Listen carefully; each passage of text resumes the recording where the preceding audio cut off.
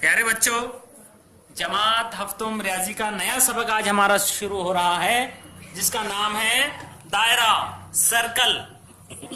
दायरा क्या होता है ये आप अच्छी तरह जानते हैं। तो आइए रिवीजन करते हैं, इयादा करते हैं दायरे के बारे में।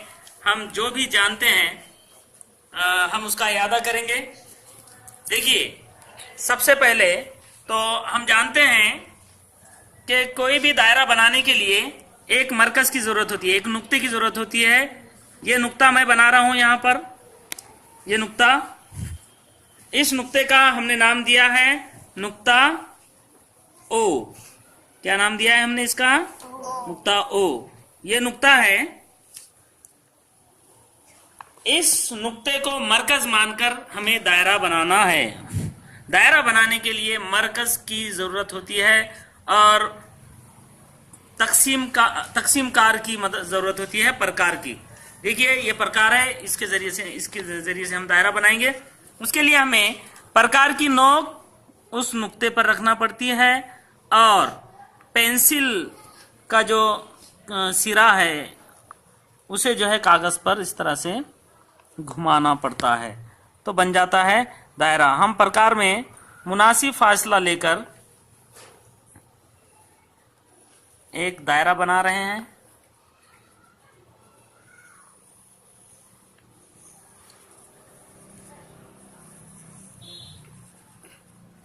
ये बन गया है दायरा। देखिए प्यारे बच्चों, यहां पर ये दायरा बना है जिसका मरकज है ओ। इस दायरे का मरकज, ये जो नुक्ता है, ये नुक्ता इस दायरे का मरकज है, ये नुक्ता। और हमने क्या किया है, इस नुक्ते से मसावी फासले पर तमाम निकात जो है यहां पर पेंसिल के जरिए जाहिर किए हैं और इसके लिए हमने प्रकार का इस्तेमाल किया है। ये सब निकात है, ये ऐसे निकात हैं, ये ऐसे नुक्ते हैं जो मरकज से मसावी फासले पर मौजूद है। इस दायरे का मरकज ओ है। तो सबसे पहले हम इस बात को समझेंगे कि दायरे का मरकज ओ है। दायरे का मरकज ओ है। तो नुक्ता ओ दायरे का मरकज है। यहां पर हमने लिखा है दायरे का मरकज। दायरे का मरकज यानी सेंटर ऑफ द सर्कल, यह है नुक्ता ओ। नुक्ता ओ दायरे का मरकज है, ये आप समझ गए। अब उसके बाद देखिए, इस दायरे का ये जो मुहित है, ये जो है, ये इस दायरे का मुहित है। इस मुहित का हर नुक्ता मरकज से मसावी फासले पर है। मरकज ओ से यानी नुक्ता ओ से ये दायरे पर का कोई भी नुक्ता बराबर फासले पर है। यानी कि देखिए, आप चेक कर सकते हैं, नुक्ता ओ से देखिए इसका फासला है 3.5 सेंटीमीटर। अब यहां से अगर फासला लेंगे आप नुक्ता ओ से, तो ये भी 3.5 ही आएगा। कहीं से भी आप मरकज और दायरे का दरमियानी फासला लेंगे आप, तो ये फासला 1, 2, 3, 3.5 ही आएगा। हर जगह फासला एक जैसा है। तो दायरे के किसी भी नुक्ते से मरकज को जो मिलाने वाला किता होता है उसे दायरे का निस्फ कुत्र कहते हैं। जैसे हमने ये एक किता खींचा है नुक्ता ओ से, दायरे का ये नुक्ता, इसका नाम हमने दिया है नुक्ता ए। ये नुक्ता ए है। ए को ओ से हमने मिला दिया है। ये ओ ए जो है ये दायरे का निस्फ कुत्र है। क्या है? निस्फ यानी आधा कुत्र। हम इसे आधा कुत्र क्यों कह रहे हैं? क्योंकि देखिए, अगर हम नुक्ता ओ से, ये नुक्ता ए से ओ और ओ से इधर यहां से वहां से एक दूसरे को मिला दें, तो इस नुक्ते से यहां से लेकर तो यहां तक का फासला ये पूरा कुत्र कहलाता है, पूरा कुत्र। लिहाजा मरकज से दायरे तक का फासला आधा कुत्र कहलाता है। कितना कुत्र? आधा। आधे को निस्फ कहते हैं। लिहाजा इस दायरे का निस्फ कुत्र, इस दायरे का निस्फ कुत्र है, दायरे का निस्फ कुत्र है OA। क्या है दायरे का निस्फ कुत्र? किता OA, किता OA ये दायरे का निस्फ कुत्र है। निस्फ कुत्र को अंग्रेजी में रेडियस कहते हैं। निस्फ कुत्र को अंग्रेजी में रेडियस कहते हैं। उसके बाद हम देखेंगे दायरे का कुत्र यानी क्या। देखिए, निस्फ कुत्र आपने समझा है, कुत्र यानी क्या। अब मैं क्या कर रहा हूं, ये नुक्ता है, नुक्ता P, ये दायरे पर वाक़ है। इस नुक्ते से, इस नुक्ता P से अगर मैं O तक मिला दूं तो ये हो जाएगा निस्फ कुत्र। लेकिन इसे मैं आगे इधर भी मिला दूं दायरे तक तो ये हो जाएगा दायरे का कुत्र। इस नुक्ते का नाम मैंने दिया है Q। ये किता PQ जो है, P से Q तक का जो ये जो किता है, ये नुक्ता O से होता हुआ गुजर रहा है। तो P से Q तक का फासला या ये किता PQ इस दायरे का कुत्र है। क्या है? कुत्र। तो दायरे का कुत्र अंग्रेजी में कहते हैं डायमीटर। अंग्रेजी में कुत्र को क्या कहते हैं? डायमीटर। इस दायरे का कुत्र है किता PQ। तो दायरे का कुत्र है किता PQ। अब आपको समझाऊंगा कि OA को निस्फ कुत्र क्यों कहते हैं। अब देखिए, हमने यहां पर इस दायरे का निस्फ कुत्र OA लिखा था, OA। क्या OP ये दायरे का निस्फ कुत्र नहीं है? O से लेकर P तक ये भी तो है ना दायरे का निस्फ कुत्र। जिस तरह से OA निस्फ कुत्र है, OP भी निस्फ कुत्र है और OQ भी निस्फ कुत्र है। तो दायरे के निस्फ कुत्र यहाँ पर और मजीद दो बढ़ गए हैं, OP किता OP और किता OQ, ये भी तो निस्फ कुत्र हो गए। ठीक है, उसके बाद हम देखेंगे कि दायरे का वित्र यानी क्या। अभी हमने एक ऐसा किता देखा है, ऐसा किता देखा है हमने कि जो मरकज से होकर गुजर रहा है। अगर इस तरह से एक किता खींच लिया जाए जो दायरे के अलग अलग दो नुक्तों को आपस में मिलाता है, लेकिन वो मरकज से नहीं गुजरता। जैसे यहां पर ये नुक्ता R से लेकर नुक्ता S तक हमने ये जो किता खींचा है, ये दायरे के दो अलग अलग नुक्तों को मिला रहा है, लेकिन मरकज से गुजर रहा है क्या वो? इसलिए ये कुत्र कहलाएंगे क्या? नहीं। ये RS जो है, किता RS, ये कुत्र नहीं है क्योंकि ये मरकज से नहीं गुजर रहा है। लिहाजा RS को क्या कहेंगे? RS कुत्र नहीं है बल्कि वित्र है। ये दायरे का वित्र है। अंग्रेजी में इसे कॉर्ड कहते हैं। कॉर्ड क्या कहते हैं? कॉर्ड। दायरे का वित्र यहां पर है RS, किता RS, ये दायरे का वित्र है। अब देखिए प्यारे बच्चों, यहां हमने इस दायरे का मरकज भी देखा है, इस दायरे का के निस्फ कुत्र देखे हैं, दायरे का कुत्र देखा है, कुत्र की वजह से मजीद दो निस्फ कुत्र बन गए हैं। उसके बाद दायरे का वित्र भी देखा है।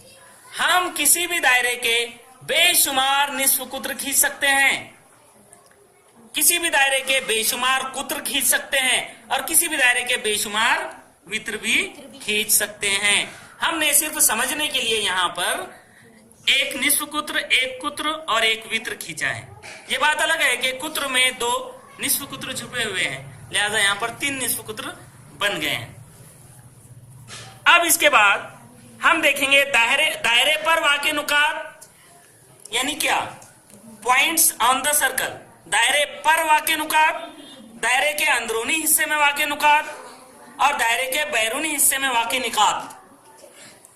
अंदरूनी हिस्सा यानी इंटीरियर, बैरूनी हिस्सा यानी एक्सटीरियर। तो प्यारे बच्चों, ये जो दायरा है, इसी दायरे पर हम समझते हैं ये जो दायरा है, तो दायरा ये नुक्ता A से लेकर यहां से ये जो घूम कर ये नुक्ते वापस A तक, ये दायरा है। क्या है ये? दायरा। और ये जो अंदर ये है उसका अंदरूनी हिस्सा, दायरे का अंदरूनी हिस्सा। यहां तक के दायरे का मरकज भी दायरे पर नहीं होता बल्कि दायरे के अंदरूनी हिस्से में होता है। दायरा ये नुक्ता ए से इस तरह से घुमा हुआ ये जो निकात का सेट है, ये मुहित, ये दायरा है, और ये नुक्ता ओ दायरे का मरकज है जो दायरे के इंटीरियर में है, यानी दायरे के अंदरूनी हिस्से में। और दायरे का बैरूनी हिस्सा यानी ये दायरे के बाहर का पूरा हिस्सा। तो यहां पर कुछ मजीद नुक्ते लेता हूं मैं। जैसे ये नुक्ता ओ तो पहले से अंदर है, उसके अलावा ये कुत्र, निस्फ कुत्र और वित्र, ये सब भी नुक्तों से बने हैं, लेकिन इनके खुसूसी हर नुक्ते का नाम नहीं है। लिहाजा मैं यहां पर एक नुक्ता ले रहा हूं जिसका नाम पी रखा है मैंने। ये यहां पर एक नुक्ता लेता हूं मैं जिसका नाम जे है, ठीक है। इस नुक्ते का नाम, ये यहां पर नुक्ता लेता हूं मैं, नुक्ता पी, ठीक है। उसके बाद ये यहां पर एक नुक्ता लिखता हूं जिसका नाम है नुक्ता बी, और इधर मैं एक नुक्ता लिखता हूं जिसका नाम है नुक्ता के। अब देखिए, अब हमें ये देखना है कि दायरे पर वाक़े निकात कौन से हैं, दायरे के अंदरूनी हिस्से में वाक़े निकात कौन से हैं, और दायरे के बैरूनी हिस्से में वाक़े निकात कौन से हैं।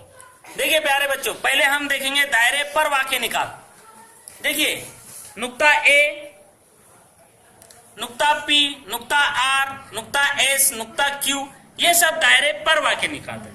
इनके अलावा भी कुछ नुक्ते मैं लेता हूं। देखिए जैसे यहां पर ये नुक्ता मैंने लिया है, इसका नाम रखता हूं मैं नुक्ता एस, और ये यहां पर एक नुक्ता लेता हूं मैं, इसका नाम रखता हूं नुक्ता, ये दायरे पर वाक़े निकात है, इसका नाम नुक्ता टी, ठीक है।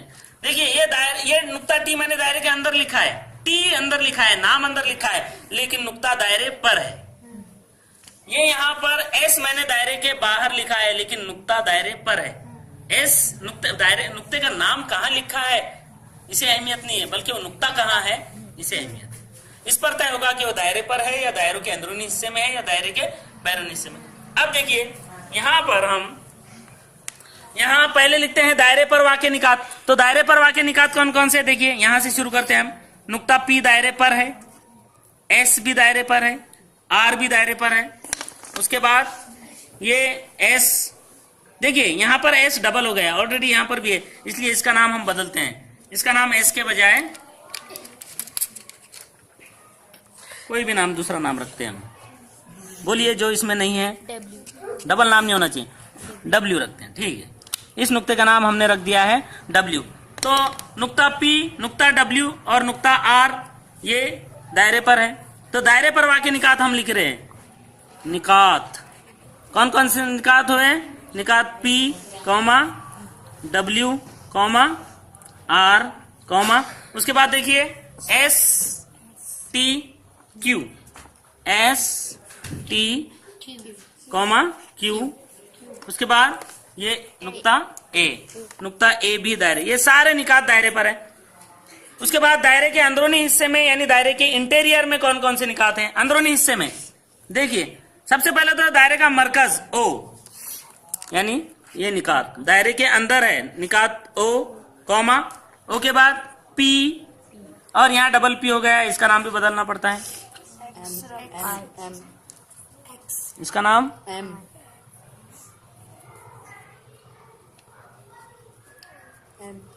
इसका नाम एम रख देते हैं, इसका नाम ओके एम।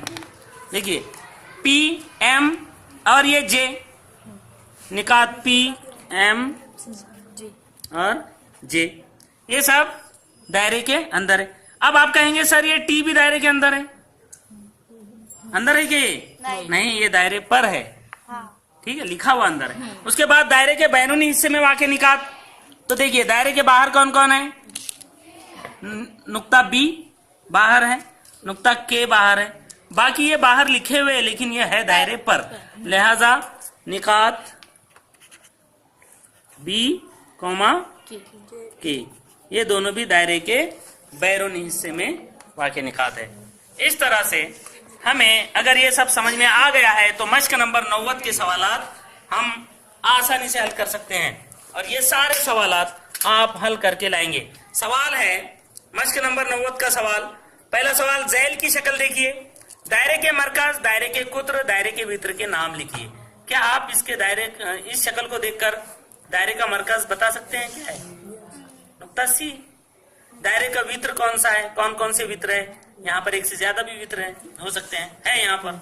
कौन कौन कुत्र है और कौन कौन निस्फ कुत्र है, कौन वित्र है, लिख सकते हैं आप। अंदरूनी हिस्से में वाक़ निकात, बैरूनी हिस्से में वाक़ निकात लिख सकते हैं। हाँ, यही सवाल है सब। दायरे के अंदरूनी हिस्से में वाक़ निकात, दायरे के बैरूनी हिस्से में, और दायरे पर वाक़ निकात नाम लिखिए।